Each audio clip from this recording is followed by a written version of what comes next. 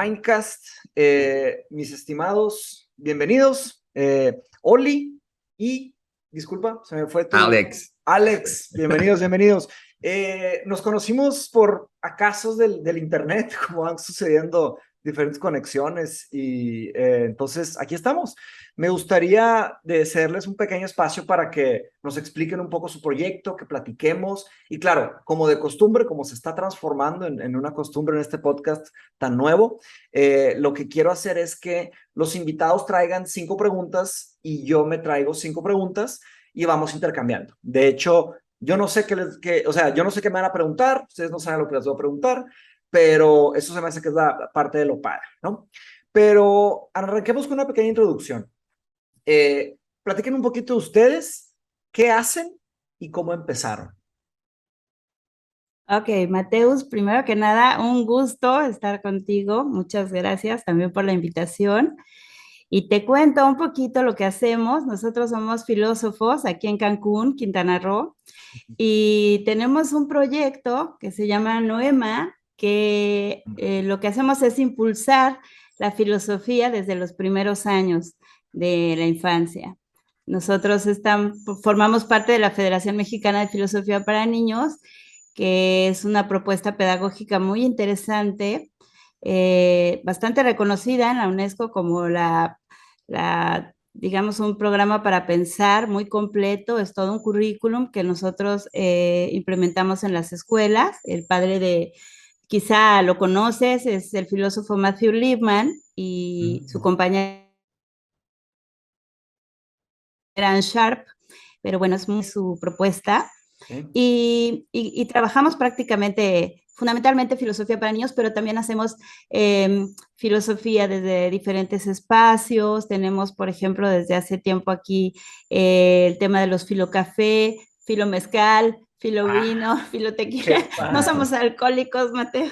Claro, yo no tomo, conste, yo no tomo. De veras.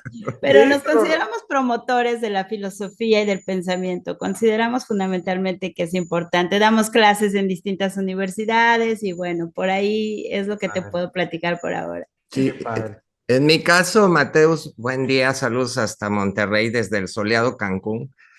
Me estaba acordando que Quintana Roo es el lugar donde primero sale el sol desde Isla Mujeres y tal vez lo interesante, Mateus, no sé qué pienses, sería hablar de lo último que hemos estado haciendo. Súper. La semana pasada mi compañera estuvo en el evento mundial de filosofía para niños, el ICPIC, presentó 2 ponencias en Tokio, imagínate, ella a las 2 de la mañana presentando su ponencia, haciendo un trabajo de filosofía para niños, pero ya con perspectiva de género, que creo que es uno de los fuertes de Oli, junto con la doctora Tere de la Garza, que es un puntal en filosofía para niños, formadora nuestra además, y fue un trabajo pues arduo, duro, porque imagínate 2, 3 de la mañana y están estableciendo contacto con Tokio, Japón, para presentar esta ponencia. Entonces, ese ha sido también un trabajo muy importante para nosotros en los últimos días. Como te comenté, cuando establecimos contacto, hicimos la traducción de la autobiografía de Matthew Lipman, porque ya lo vamos a ver un poquito más adelante. Al ser un autor estadounidense, esto por ejemplo me ocurrió en un encuentro en la UNAM con profesores de la UNAM, hablaron de pedagogías colonizadoras y justo en ese momento, junto con otro formador que tenemos, que es Eugenio Echeverría, estábamos traduciendo el capítulo en que Lipman conoce a Freire, que es uno de los grandes educadores latinoamericanos. Tú que viviste en Brasil sabes perfectamente quién fue Paulo Freire. Se conocieron en el departamento de Freire en Sao Paulo y hicieron un encuentro tan maravilloso que Lipman hace un guiño a Freire y Freire a Lipman, donde comenta que no sabía quién admiraba más a quién, si Lipman a Freire o Freire a Lipman. Y por otro lado, aprovechando también tu estancia en Inglaterra, la BBC de Londres hizo un ciclo de los 3 grandes educadores del siglo XX. El primero fue, sin lugar a dudas, Lev Vygotsky, este gran educador ruso, Ruben Forstein, también que es muy reconocido, y el tercero fue Lipman, con un capítulo bellísimo que se llamaba Sócrates para niños de 6 años. Entonces, eso es un poquito nada más de lo último que hemos hecho por acá, Mateus. Qué padre, no, wow, qué increíble. Oigan, ¿y cómo comenzaron? Porque se me hace tan padre, y digo, disculpen mi ignorancia, pero yo no conocía esto, yo no conocía nada de esto, porque, pues digo, tenemos unas redes que distraen a mucha gente y promueven cosas que tal vez no serían las ideales que nos gustaría promover, ¿verdad? Y me da curiosidad. ¿Cómo es que nacen esos proyectos? ¿Cuál es su historia de vida, no? ¿Son ustedes de Cancún? ¿De dónde son? ¿Cómo se conocieron? No, pues nosotros somos bueno, yo soy de la Ciudad de México y yo estudié en la Universidad Filosofía en México y justo conocí la propuesta por una de mis maestras en la facultad y me pareció genial, o sea, escuchar filosofía para niños es como, fíjate que es complicado porque tú sabes que el mundo de los filósofos es algo como muy académico de repente, ¿no? Y esa es Muy la razón padre. también por la que estamos aquí contigo, o sea, te contactamos nos llamó mucho la atención la manera de platicar de filosofía, de abordar los temas, ¿no? De acercar a los chavos realmente a que pueden estar 2 horas escuchando filosofía y felices, ¿no? O O 6 horas, ¿no? 6 horas y media. Como pasó con Roberto, ¿no? Increíble, o sea, eso Eh, me encantó y por eso yo estoy muy de acuerdo con que la filosofía, pues debe empezar desde los primeros años, ¿no? La reflexión filosófica como tal, es decir, que ellos tienen derecho y ellas tienen derecho a un pensamiento interesante, ¿no? A que no se les vendan, como tú dices, cosas que nada más porque a alguien se le ocurrió y viene y las dice y ya está, ¿no? Esta alienación, ¿no? Así que bueno, yo conocí a Alex aquí en Cancún, él venía de Ecuador qué padre. y compartimos este proyecto de vida y desde entonces, pues empezamos a trabajar con escuelas. Tenemos colegios aquí en Cancún, ahora también tenemos en Zacatecas, estamos trabajando en otros lugares también. Wow. Eh, la Federación Mexicana de por sí trabaja con varios colegios y implementamos la filosofía para niños desde los primeros años de edad, desde preescolar. Se hace el trabajo de jugar a pensar y de invitar a los niños a escucharse activamente, a sentarse en círculo, a mirarse a los ojos, a tener una Qué bien. actitud así como, Yo lo que te quería comentar, Mateus, es cómo llegamos a ti, y Mm, es esto que comenta Oli, fue por Marcel. Marcel. Un día nos dijo, hay una persona que hace filosofía, que se parece a lo que ustedes hacen, pero que me llegó, me gustó, me encantó. Y yo ya había tenido noticias tuyas porque resulta que yo tengo contacto con un canal de la UNAM que se llama Lógica MX Ok. y alguien por ahí empezó a hablar acerca de Marianne Talbot. Y entonces empecé Ah, a googlear y me encontré con tu podcast, que es uno de mis podcasts favoritos, porque además sé gracias. que Marianne fue tu tutora en Oxford. Sí. Y bueno, como tú dices, se convirtió en algo orgánico y dijimos, Mateus es una persona con la que vale la pena hablar en medio de este caos y esta Gracias. locura, como tú dices, que son las redes sociales y sobre todo por la forma en cómo has ido construyendo también tu propuesta de Mindshop, que nos parece honesta, que nos parece también en una escala para lo que un filósofo puede abarcar y comprender. Entonces, y bueno, también tu celebradísimo podcast con Noam Chomsky. Así que, Sí, pues muchas por gracias. ahí conocimos a un señor que se llama Mateus Rasurin, que hace ruido con la filosofía en Monterrey. Rosarín, sí, muchas gracias, muchas gracias. Sí, pues me queda claro que compartimos muchas ideas sobre la filosofía, ¿no? Por ejemplo, que pues la filosofía nace en la academia, ¿no? O sea, nace no solo en la academia, pues con los griegos antiguos o con los antiguos filósofos orientales, pero no se debería de quedar ahí, ¿verdad? Cualquier persona puede hacer filosofía. Y de hecho, creo que estarán de acuerdo conmigo, que todos tienen una filosofía. Todos tienen una ética, todos tienen una estética, todos tienen una metafísica, una epistemología, ¿verdad? Todos tienen una teoría de lógica, ¿verdad? Pero la pregunta es, ¿dónde la obtuvieron y cómo? Entonces, me llama mucho la atención que ustedes trabajen con niños, porque en mi periodo de maestría, allá en Inglaterra, en King's College, yo fui parte de un servicio social que la universidad nos conectaba con una organización que se llama Philosophy Foundation, ahí en Inglaterra, y ellos tienen Philosophy in Schools, dan clases de filosofía en escuelas. Entonces, me tocó participar porque yo me interesé mucho con esto, porque dije, oye, ¿por qué nunca nos enseñaron esto a nosotros de este lado del mundo, ¿no? Se me hacía como que entre que mala onda, ¿no? Pero pues se podrían hacer hasta teorías de conspiración, ¿verdad? De que no quieren que pensemos, entonces no les interesa que desarrollen los niños mejores preguntas, ¿verdad? ¿Por qué? Porque no quieren que pregunten, etcétera.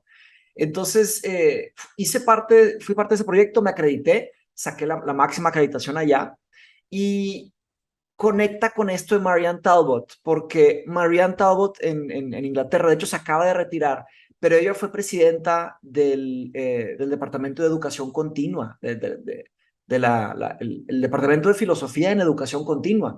Y a mí siempre me interesó mucho el tema de la educación continua. Como ustedes probablemente saben, a mí me tocó estudiar primero ingeniería y luego la maestría en filosofía. Entonces ya estudié grande. Yo ya tenía, pues grande, tenía 27, 28 años cuando arranqué así, cuando arranqué formalmente, porque siempre me interesó la filosofía desde los 15 o antes, pero dije, oye, ¿qué está pasando con esto, no? Y ya a través del podcast con mi hermano, que seguramente también ubican, Rosarian Bros, pues empezamos a darnos cuenta que había una gran necesidad en América Latina.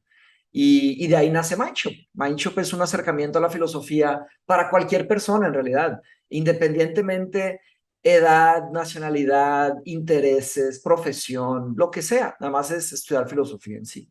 Se me hizo muy padre lo que comentaron de filosofía y mezcal, filosofía y vino y todo esto. Y digo, yo reconozco que tal vez el alcohol no es la forma ideal de tomar, pero ayuda un poquito a romper el hielo, ¿verdad? Como que al principio. Pues sí, ahorita estoy con cafecito, que quede Claro, claro. Filo esa café, es, filo sí, café.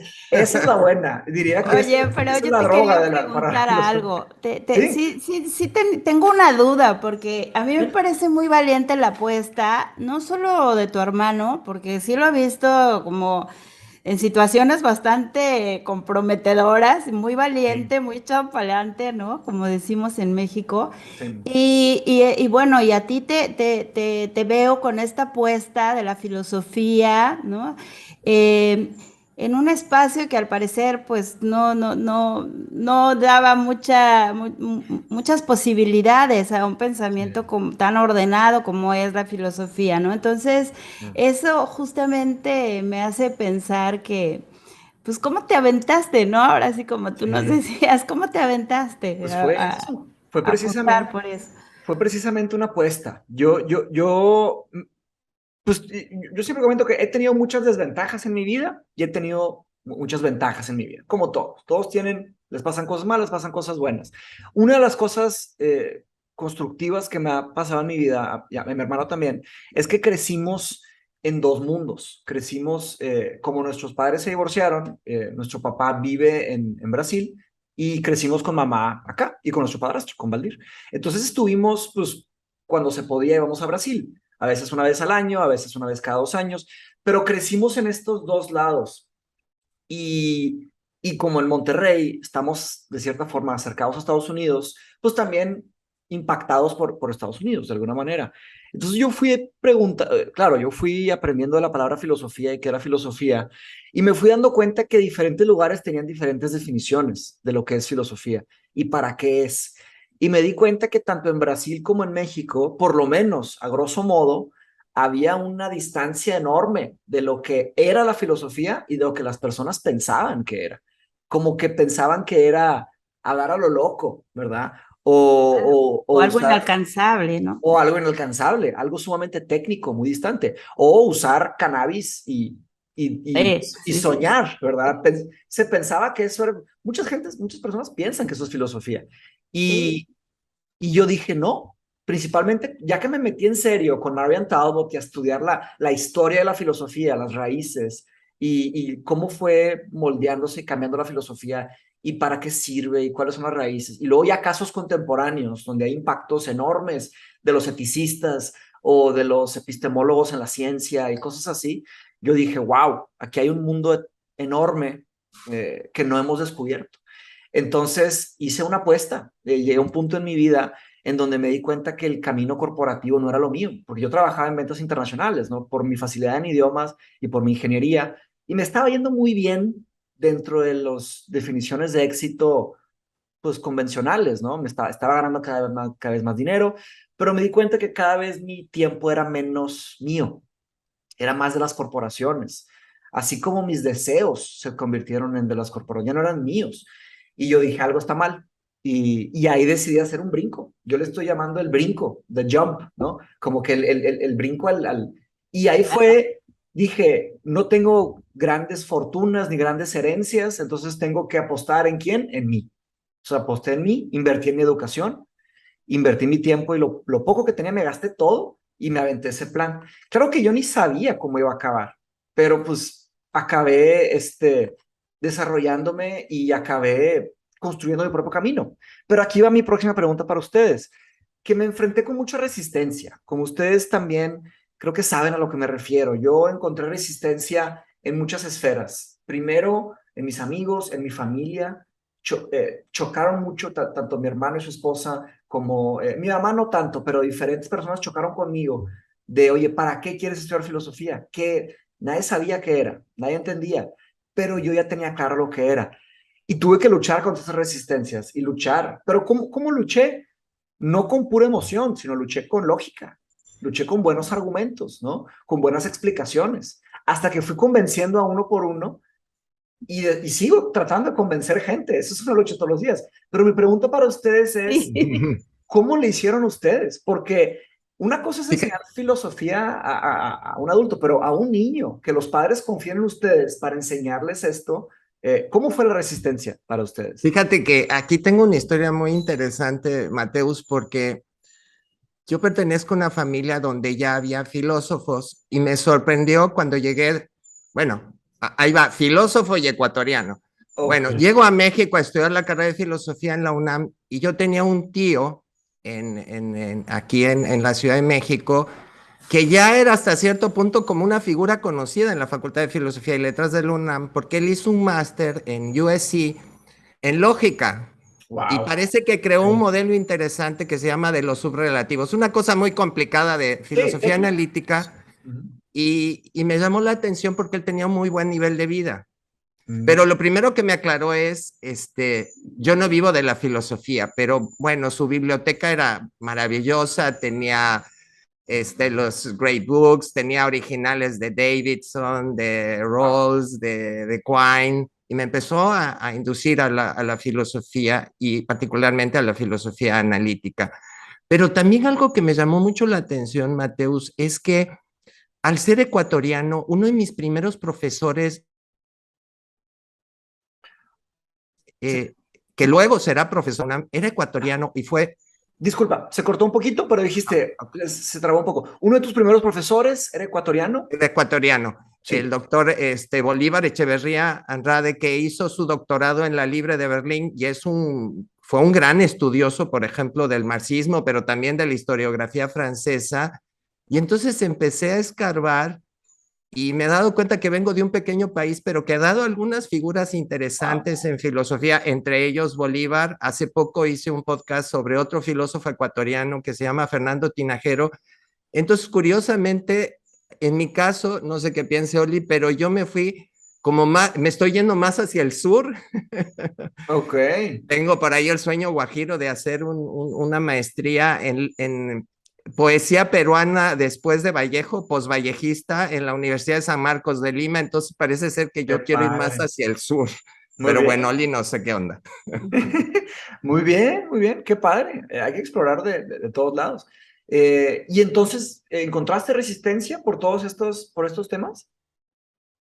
Pues no tanto, porque mi familia es liberal. A mi abuelo también fue una gran influencia, contador público, egresado del Politécnico, pero lo primero que me regaló fueron las obras completas de Nietzsche. Entonces creo que por la familia sí Mm, había apoyo a la filosofía, había al menos de mi apoyo. lado. No sé, Muy Oli. bien. Pues Ok. sí, yo creo que tú también, Mateus, te refieres mucho a esta parte que a veces a la que nos enfrentamos los filósofos y las filósofas, que es, ¿no? Como el tema de de qué vas a vivir, ¿no?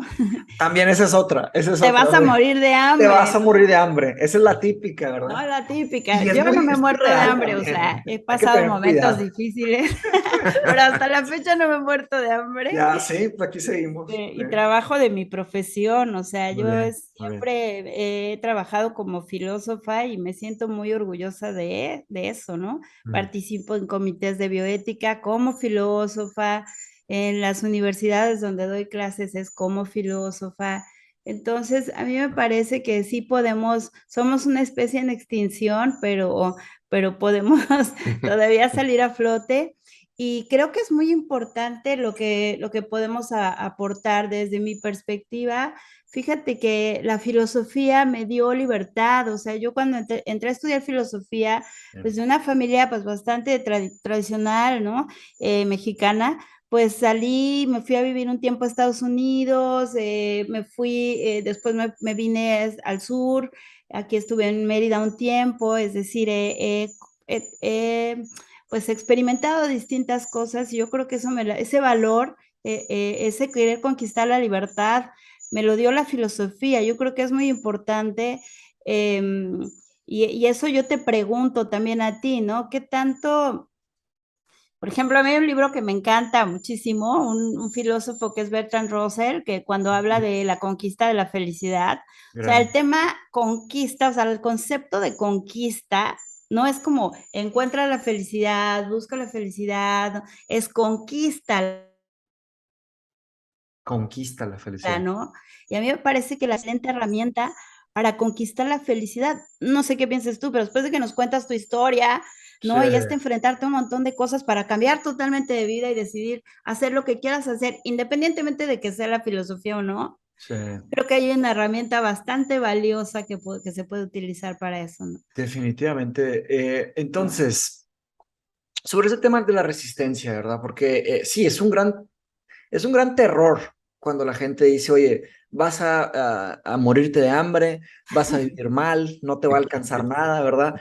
Entonces, en mi posición era especialmente aterrador esa sombra, ¿no? Porque pues, yo estaba como ingeniero industrial y de sistemas, trabajando en ventas internacionales, en una empresa multinacional. Entonces, todo indicaba que siguiendo esa ruta, y me estaba entrevistando una empresa alemana para hacer lo mismo en una escala mayor, con mejor paga. ¿Cómo se llama? La zanahoria esta del mundo corporativo, ¿no? Que te ponen un poquito más, ¿verdad? Te ponen, ¿verdad? Un poquito más de metas, un poquito más de... Yo le llamaba como anestesias capitalistas, como que te inyectan, oye, te empiezas a enojar con tu trabajo, te ofrecen más dinero. Y listo, ya se te olvida todos los males, y sigues, ¿verdad? Pero siguen las cosas malas, la alienación y todo eso, ¿no? La falta de tiempo, la falta de tranquilidad psicológica y todo. Entonces, en el tema de la felicidad, porque yo pienso que la definición de la palabra felicidad ha estado muy abusada a lo largo de los años, ¿no? Como que hay quienes prometen felicidad, pero dan cosas parecidas, como diría Platón, pues las sombras de la felicidad, ¿no? Serían ilusiones de felicidad. Y esto está en cosas como bienes materiales o hasta, no sé, viajes o disfrutar al máximo, ¿verdad?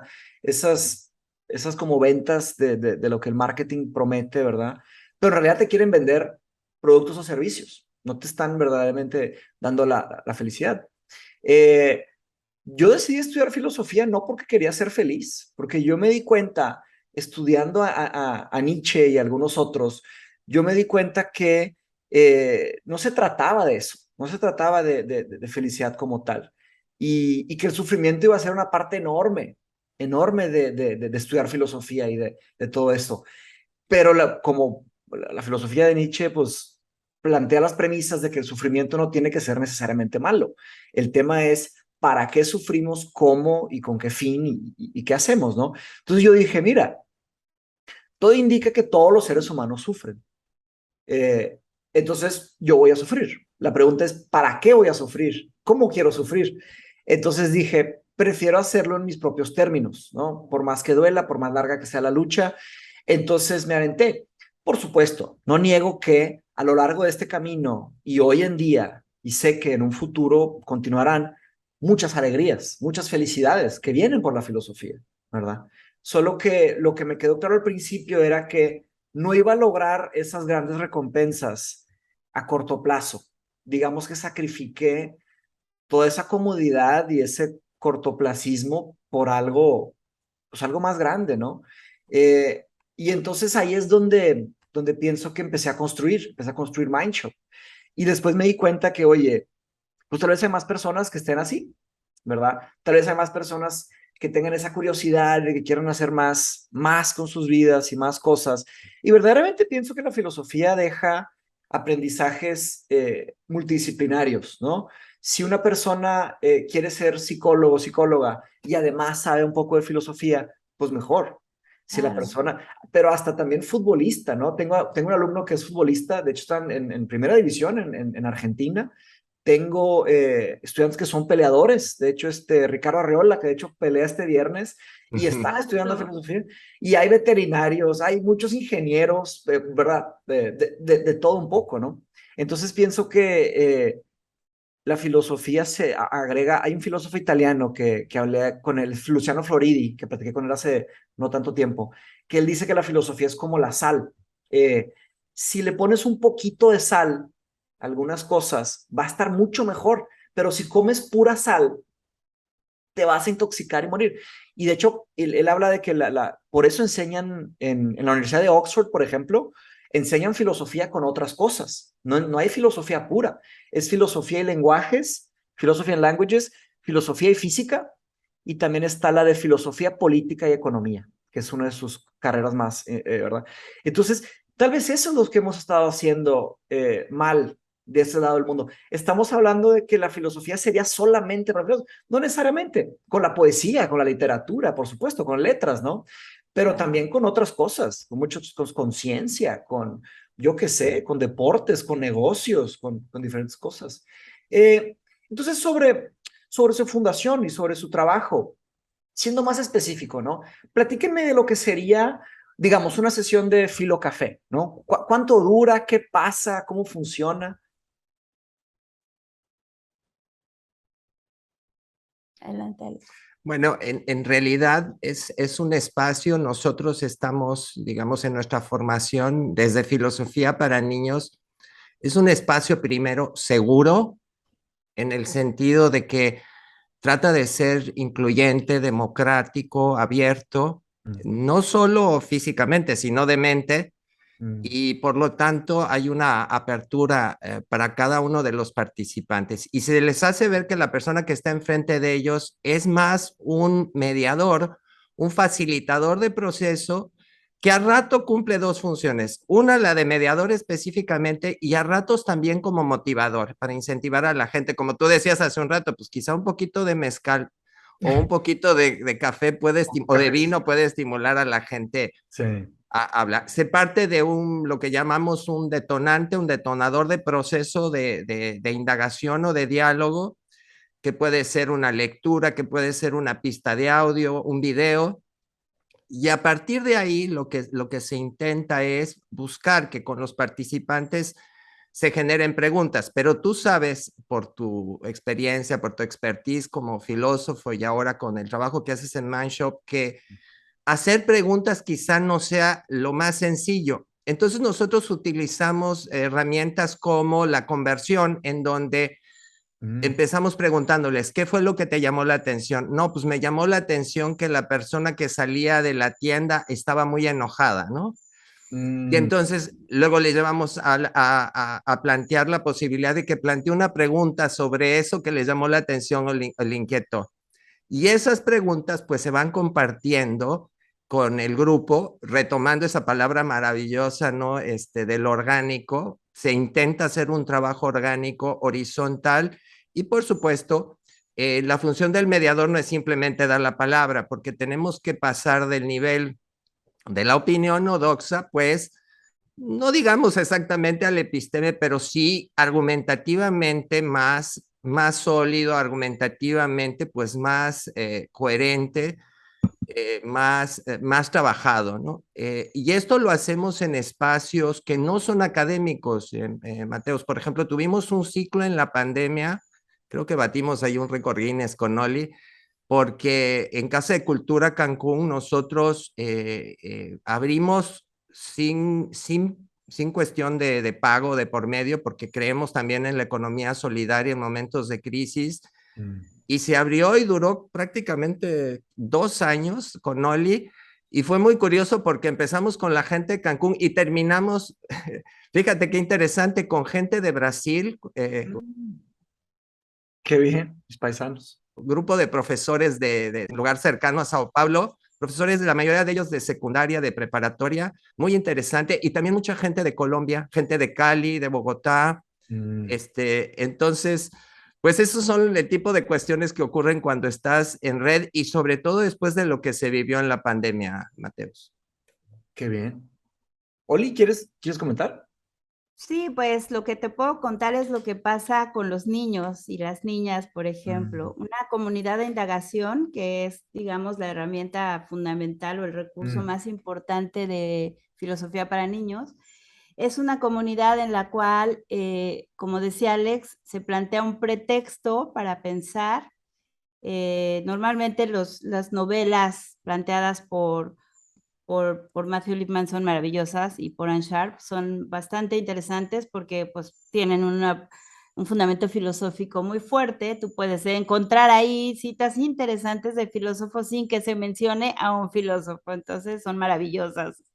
Pero hay otros recursos también, mucha gente de filosofía para niños ha generado también cosas interesantes y bueno, también se pueden trabajar con distintas novelas, con videos. Lo único que planteamos de los cuentos y todo esto es que no tengan una moraleja clara, ¿no? Que no sean algo que te va a moralizar, que te va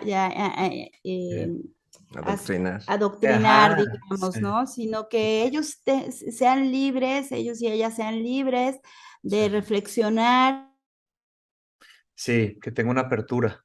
Y el facilitador, como la Sofía para Niños o la facilitadora, claro, tendría que ser simplemente un mediador que en este sentido se parece mucho a Sócrates, justamente en el sentido de la propuesta a través de la pregunta, ¿no? Sí. Y eso es en lo que nosotros formamos. Nosotros somos formadores. Clarísimo. Y fundamentalmente nuestros diplomados lo que nos gusta mucho y nos parece la parte más importante es enseñar a hacer preguntas relevantes que puedan dar seguimiento y profundización a los diálogos de los niños y las niñas, sí. y los jóvenes. Súper, me encanta, me encanta. Yo sospechaba que su formato sería algo así también, porque, digo, solo sospechaba, no tenía cómo saber, lo sospechaba porque algo así era en Inglaterra también era precisamente esto. Y ahí creo que es la herramienta más poderosa de la filosofía para poder convencer a los padres que es deseable que sus niños hagan un poquito de filosofía. Y mi pregunta de la resistencia no venía solamente de la resistencia que nos tocó a nosotros, porque sí nos tocó resistencia para llegar a estos lugares, pero también la resistencia de los padres para dejar que sus hijos estudien filosofía, ¿no?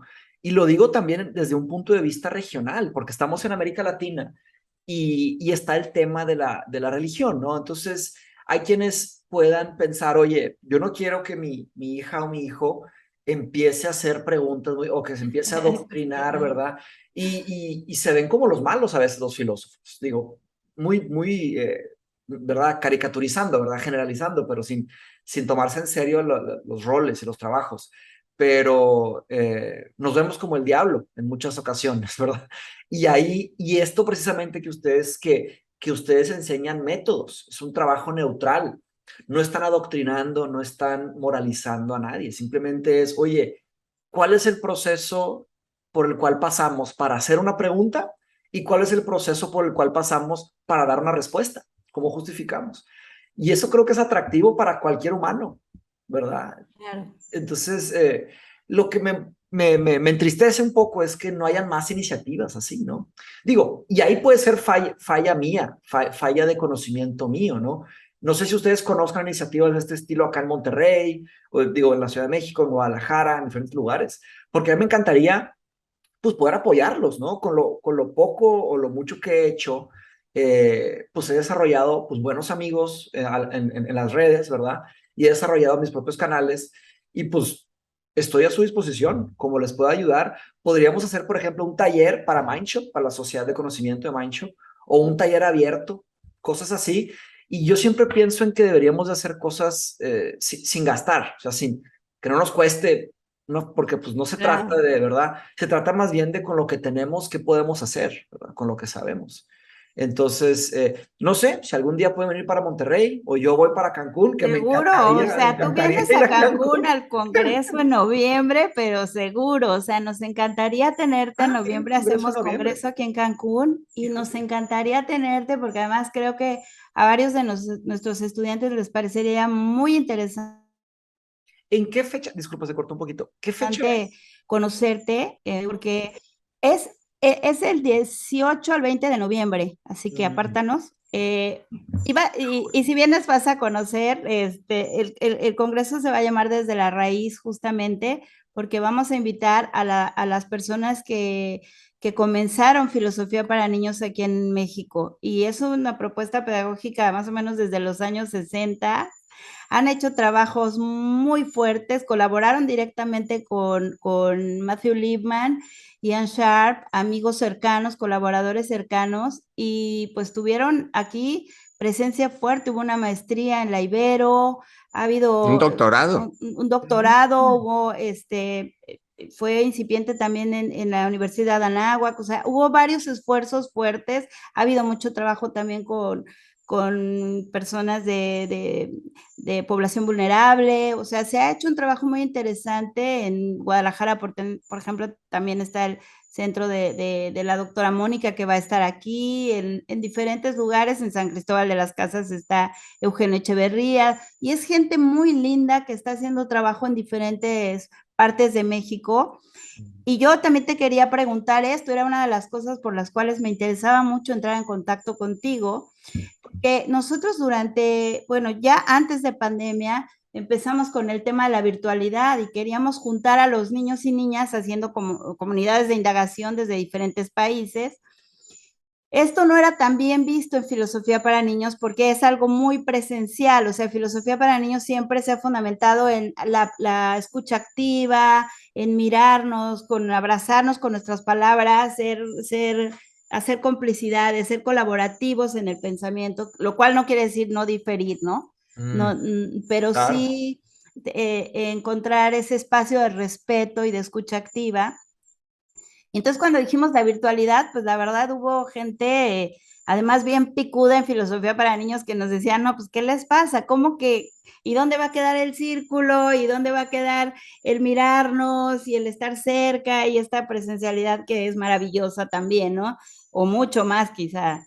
Pero esto nos permitió, pues imagínate, nosotros en Cancún, ver gente de diferentes partes del mundo que sí se encuentran en la fiesta y nos encontramos en la playa y tal, pero tú sabes que este diálogo pues no lo sustituye nada y hay que buscar Sí. los espacios para dialogar profundamente. Así que propusimos a nuestros compañeros de Filosofía para Niños en Cataluña, primero, Grupo IREF, y bueno, la directora allá, la presidenta de allá de Grupo IREF nos dijo, adelante, adelante, nos encanta y hicimos una primera comunidad de diálogo virtual Qué con niños padre. y niñas a más de 7,000 kilómetros de distancia, poniendo Wow. sus ideas en común, ¿no? Y se Sí. dieron cuenta que sus preguntas eran muy similares, que había muchas cosas en común y empezamos a meter también a Colombia, Argentina, se hizo una red ahí muy, muy interesante y ahí es donde yo encontré pues me llamó mucho la atención tu trabajo y lo que haces, porque ¿qué pasa con las redes, no? Esa fue mi tesis doctoral, por eso yo empecé a trabajar con la virtualidad. Me interesaba mucho cómo podríamos pasar de una comunidad de indagación presencial a una comunidad de indagación virtual, ¿no? ¿Qué es aquello que no debe perderse, ¿no? Y Sí. no quitarle el nombre, filosofía, porque de repente nos dicen, oye, ponle otro nombre, ¿no? Ah, sí. Buscadores y Sí, sí, sí. ponles, A mí también me han dicho, yo inspectores, no cuando sé. quería empezar, porque yo en mi primer ciclo de historia de la filosofía griega antigua doy clases teóricas, ¿no? Que es filosofía pura, pero también doy tutoriales prácticos, ¿verdad? Y yo doy 5 tutoriales de debate argumentativo, de debate, 5 tutoriales de debate. Y muchas personas me decían, no, no uses la palabra debate porque la gente se va a empezar a enojar y nadie quiere debate. Y yo, no, tenemos que limpiar la definición de la palabra debate. No es algo intrínsecamente malo, no es innato que sea malo, ¿verdad? Hay malos debates, buenos debates, hay formas de no estar de acuerdo, pero construir, ¿verdad? Y los 5 tutoriales posteriores son de escritura argumentativa. Entonces es debate argumentativo y escritura argumentativa. Pero wow, qué interesante trabajo, de veras, felicidades. Sobre lo de participar ahí con ustedes, me temía que no iba a poder, pero sí voy a poder, porque Mateus. sí, porque voy a dar una conferencia aquí en Monterrey, de hecho voy a iniciar una nueva conferencia auténtica mía, una serie de conferencias, de hecho los invito, pero va a ser hasta el 26 de noviembre. Entonces, Gracias, Mateus. Perfecto. Nos entonces queda. funciona. Voy para allá y luego ustedes si pueden luego venir. nosotros para allá, por supuesto. Cuenta con ello, Mateus, y además quiero comentarte algo y está relacionado con lo que le dijiste a Oli respecto a la felicidad, ¿no? Bien. La promesa de la felicidad que siempre está como mermada precisamente por el cuestionamiento. Y hay algo que tú haces muy bonito, porque me metí a Mindshop como si fuera a tomar uno de tus cursos. Okay. Y una de las preguntas que más me impactó fue precisamente de cuál era la definición o mi definición de filosofía. Y es lo que quiero compartir tanto contigo como con Oli, porque esa definición propia de filosofía atraviesa mi vida, ¿no? Y entonces yo suelo decir que la filosofía es como la paternidad. Yo tengo una hija de 18 años que está empezando a estudiar psicología, ¿no? Qué padre, felicidades. Entonces lo que planteo es una analogía entre el ser filósofo y ser papá, pero al revés, ¿no? Porque la filosofía es un cuestionarse para alcanzar eso que llamaban los griegos aletheia, ¿no? La verdad, ¿no? Pero yo digo, y esto sirva también para mandarle un mensaje con todo mi afecto, así como lo hicimos hace un rato con Marcela, mi hija Paula, yo siempre digo que los hijos, ¿no? Son al revés, son una verdad que siempre nos interroga. Entonces, si tú vives las definiciones de filosofía, si tú las encarnas, porque esta propuesta de filosofía para niños, que además está validada por la UNESCO, hay informes maravillosos sobre las bondades de filosofía para niños y con resultados, con pruebas cuantificables. Importante. Y yo creo que eso es lo que lo vuelve más interesante. Por eso nuestro grupo se llama Noema, porque Noema significa eso, pensamiento vivo. Entonces a nosotros nos gusta vivir las definiciones. Y yo celebré mucho esa pregunta para los que queremos meternos a tomar un curso en Mindshop. Entonces, no sé cuál sea la definición de filosofía de Mateus y de Oli. Sí, gran pregunta, la pregunta de la filosofía de la filosofía. Yo, la verdad, soy muy joven para poder tener una definición propia. Algún día la tendré y con mucho gusto la compartiré con el mundo. Por lo pronto, yo estoy estudiando las grandes definiciones de diferentes filósofos y eso es lo que, con eso me conformo por ahora, ¿no? Por supuesto, siempre estoy constantemente pensando sobre qué es la filosofía para mí y pienso que es una pregunta maravillosa porque siempre y cuando existan humanos, habrá filosofía. Siempre y cuando exista filosofía, vamos a preguntarnos qué es la filosofía, ¿verdad? Y ya van a haber diferentes posturas por ahí. Y sí, como bien mencionas, yo para registrarse a mis ciclos siempre hago esas 2 preguntas, porque yo cuando empecé con Mindshop, bueno, yo estuve 7 años pensando sobre Mindshop, diseñando Mindshop, sin hacer nada. Estuve 7 años condensándome, entrevistando gente, platicando, estudiando, esforzándome, buscando libros más y más y más y más, sin hacer nada. Solamente enriqueciéndome para poder hacer esto bien. Y ya que lancé Mindshop, la conclusión que saqué al diseñar el registro de Mindshop, el primer registro dije, yo no quiero que las personas se registren a lo loco y se les olvide lo que hicieron, porque mucha gente hace eso. Es muy común, precisamente por el tema de la virtualidad, ¿no? O sea, la inmediatez, nada más para que se dé un poquito de dopamina, ya me registré y se les olvida, ¿verdad? Yo dije, no, va a ser difícil registrarse. Tienen que responderme 2 preguntas y no son cualquier pregunta, ¿verdad? Son preguntas que es de que, wow. Y luego también son retadoras porque la persona quiere estudiar filosofía, pero ya están preguntando, oye, ¿qué es filosofía? podrían responder, pues no sé, por eso quiero estudiar, y se vale también. Pero mi punto es, oye, aquí hay un momento en donde quiero que te detengas a pensar, y luego hay otro, ¿qué es filosofía y por qué quieres estudiar filosofía? En mi ciclo de ética pregunto qué es la ética y por qué estudiar ética. En estética pregunto qué es la estética filosófica y por qué quieres estudiar estética filosófica, ¿verdad? Entonces, sí, traté de agregarle eso también como un tipo de innovación, algo, salirme un poquito de lo del día a día, que pienso que también es el trabajo del filósofo, ¿no? De la filósofa, es salir de las convenciones, pensar un poquito más, ¿verdad? Un poquito lentamente y tratar de entender qué más hay. Pero bien, Oli, ¿tienes una definición personal que quieras compartir con nosotros sobre la filosofía?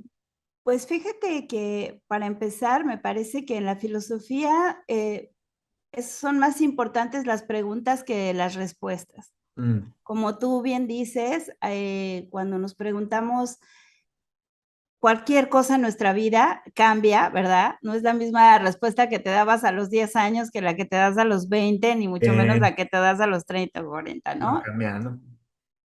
Sí, definitivamente va cambiando. Cuando tienes hijos, mueren tus padres, ¿no? Yo hace poquito perdí a mi madre y me cambió totalmente las respuestas que tengo respecto a la muerte y otras cosas, ¿no? Wow. Pero a mí me parece que en la filosofía lo más importante son las preguntas que nos hacemos y en qué momento de nuestra vida nos las hacemos, ¿no? Y otro punto que para mí siempre ha sido muy importante cuando pienso en filosofía es esto que les platicaba de la conquista, el Mm, concepto de conquista de la felicidad, claro, en este sentido que lo plantea el mismo Bertrand Russell, ¿no? Así como este equilibrio, ¿no? O es algo interior que tiene que ver con tus pensamientos y con la forma en la que tú miras el mundo, ¿no? Cómo, cómo deseas vivir, ¿no? Esto que a mí me parece interesante también de lo que tú has planteado cuando nos platicas de tu vida, ¿no? ¿En qué momento paro de vivir así como en automático y decido cambiar y transformar mi vida? Porque eso significa valentía, significa valor y significa una conquista, ¿no? Así que sí, para mí la filosofía es un recurso interesante para conquistar nuestra libertad y lo que entendamos por felicidad, ¿no? bien, buenísimo, excelente. Sí, definitivamente nuestras respuestas van cambiando y normalmente con los miembros de Mindshare, con los alumnos, les comento que una gran parte de mi trabajo es estar a gusto, es que las personas aprendan a estar a gusto con decir no sé, ¿verdad? Oye, no sé, Claro. ahorita pienso esto, mañana no sé, déjame lo pienso, ¿verdad? O sea, no estamos automáticamente obligados a, ¿verdad? A expresar esas posturas y que sean permanentes, porque no hay tal cosa, ¿verdad? De hecho, Marianne me enseñó eso hace muchos años. Marianne Talbot, cuando la conocí por primera vez, ella me dijo, Mateus, o sea, las posturas que te suscribas hoy no son algo que te vas a suscribir para siempre. Es decir, ella tenía ciertos convencimientos en problemas de filosofía de la mente que estaban más enfocados a un tipo de respuesta, una escuela de respuestas, ¿verdad? Y de pronto, después de 15, 20 años de estudiar, de pronto cambió de opinión, cambió de postura. Y Claro, eso se aplaude en la filosofía. vale, ¿no? Se Sí, vale no tiene cambiar de malo. postura. Lo que pienso que a veces se malinterpreta es que hay personas que piensan que los filósofos cambian de idea a todas horas y nunca justifican nada. Eso tampoco, ¿no? Tampoco es eso. Es más bien, oye, ¿cómo justificas y por qué piensas lo que piensas? Y luego, ¿cómo justificas y por qué cambiaste a un contraargumento? ¿Por qué de pronto algo más te convenció? Oigan, pero tengo una pregunta más para ir cerrando. Ustedes hablaron de un tema de Claro. traducciones, acaban de hacer un trabajo interesante de un tema de traducciones. Eh, y me gustaría preguntarles, porque sospecho que la respuesta de ustedes será sí, ¿no? Que son importantes las traducciones, pero la pregunta es ¿por qué? ¿Por qué es importante traducir? Y lo digo porque conecto mucho. A mí me interesa mucho el tema de la traducción, porque pues yo nací en Brasil, me vine a México cuando tenía 5 años, crecí entre esos dos mundos, acabé aprendiendo inglés, acabé aprendiendo italiano y siempre estoy constantemente buscando traducir un poquito de griego antiguo, ¿verdad? Pero hay palabras que no son traducibles, por ejemplo, palabras profundas en francés, alemán, japonés. ¿Qué pasa con ese tema de la traducción, no? ¿Lo consideran importante y por qué? Muy importante, Mateo. Sí, qué bueno que lo preguntas, porque además nosotros hacemos un trabajo de traducción colegiado Te voy a contar así brevemente cuando estamos aquí haciendo la traducción con Oli en la etapa en el periplo de Lippmann en la Segunda Guerra Mundial. Lippmann es un hombre que estudió ni más ni menos que en Columbia, en Stanford, Wow. estudió también en Inglaterra y cerró su periplo en Europa estudiando en Viena. O sea, conoció lo mejor de la filosofía continental, pero también conoció la filosofía americana, lo mejor que te puedas imaginar. Y entonces estábamos en el momento de la traducción y el acompañamiento fue pues por dos puntales de filosofía para niños acá en México, precisamente nuestro formador Eugenio Echeverría desde San Cristóbal de las Casas y la doctora María del Rosario del Collado Azuela que está en la Universidad Iberoamericana en la Ciudad de México. Y de repente al final a uno se le van cosas, obviamente, pero con el ojo de Eugenio y de Rosario, al final él había puesto Lippmann, estaba muy enojado y entonces puso S.O. B. ¿no? Ah, Lo entendiste perfectamente, ¿no? SOB, sí, sí, sí. Entonces me dice, oye, nos dice Eugenio, se nos queda mirando en Zoom a Oli y a mí, oiga, ¿qué les pasa? ¿Qué? ¿No te Se cortó un poquito. acuerdas qué es eso? Ah, ya. La traducción correcta, por supuesto, tiene que ser HDP, ¿no? Más o menos. Sí, ajá, ajá, ajá. Chévere. En las muchas cosas que vivimos y hace un rato lo que tú decías, ¿qué es lo que nosotros trabajamos? Pues este concepto que viene desde Charles Sanders Peirce, que es el Community of Inquiry, que se ha traducido, fíjate, también como investigación. En América Latina se les llaman comunidades de diálogo, pero obviamente la traducción quizá más al calce sería indagación. Y lo que hacemos nosotros es precisamente una indagación, ¿no?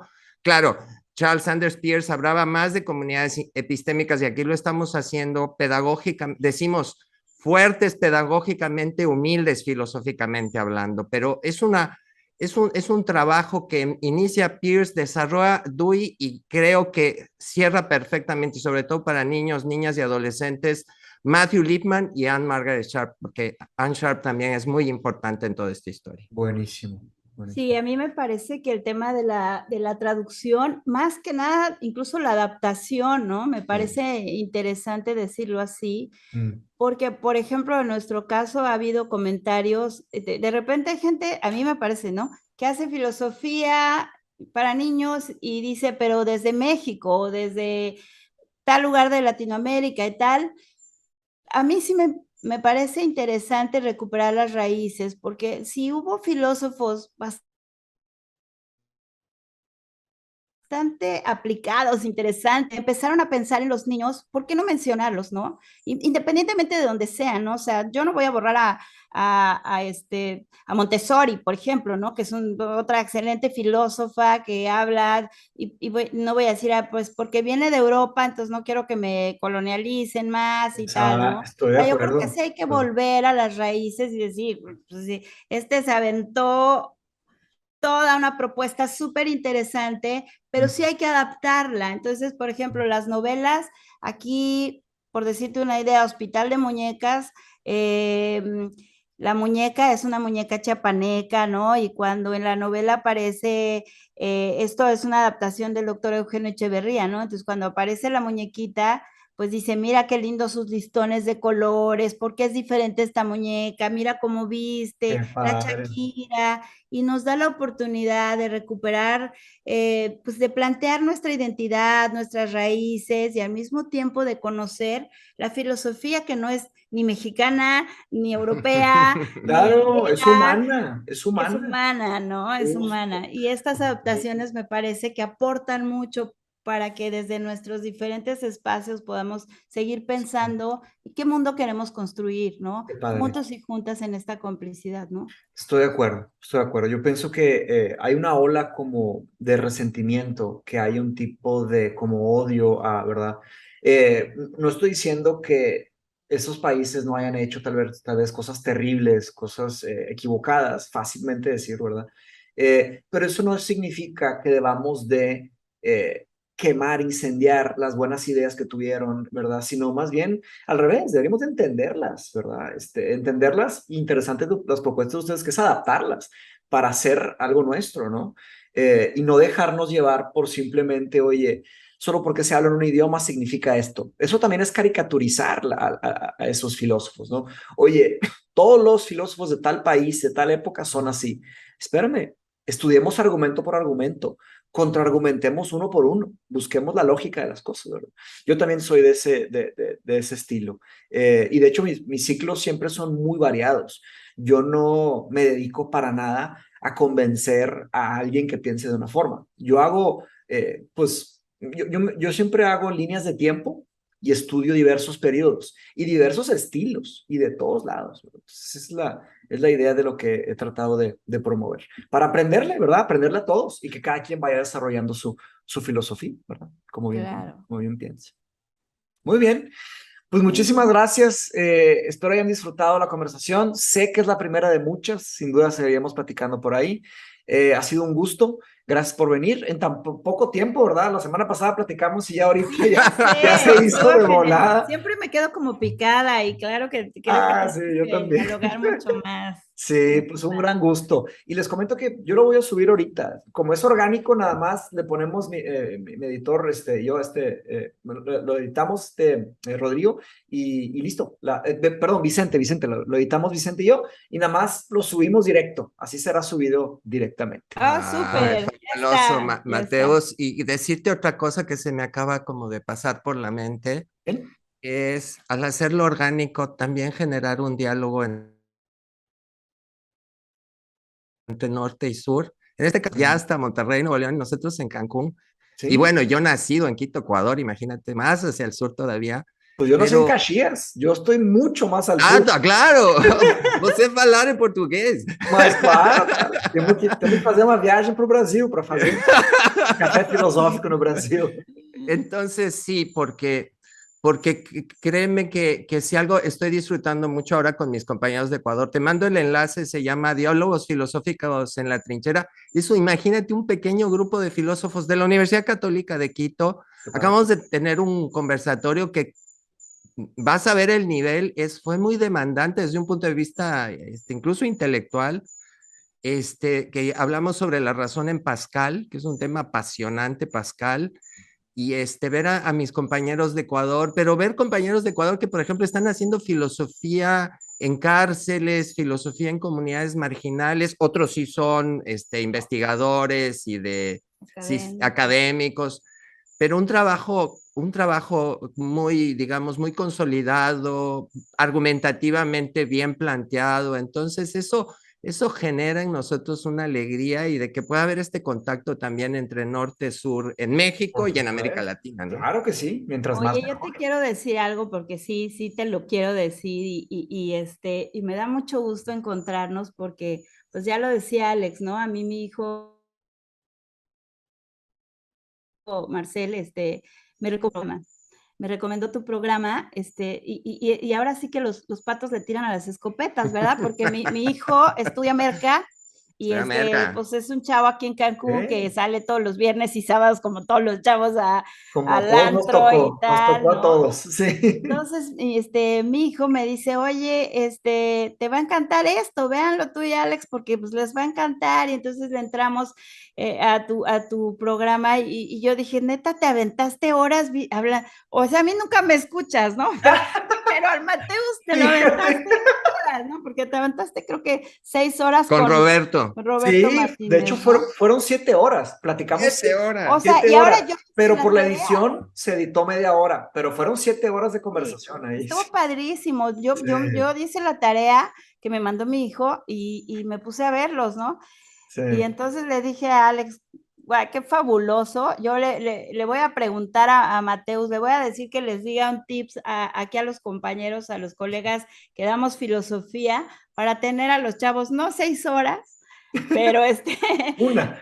digo, así de Sí, interesados, y eso me gustó mucho, y esa fue una de las principales razones por las que yo quería contactar contigo. O sea, te los ajá. tienes 6 horas hablando de filosofía, nos tienes a la gente y utilizando las redes que de repente también son un tema de, entre académicos es como, ay, no, sigan a los youtubers, pero esto me hace pensar que hay distintos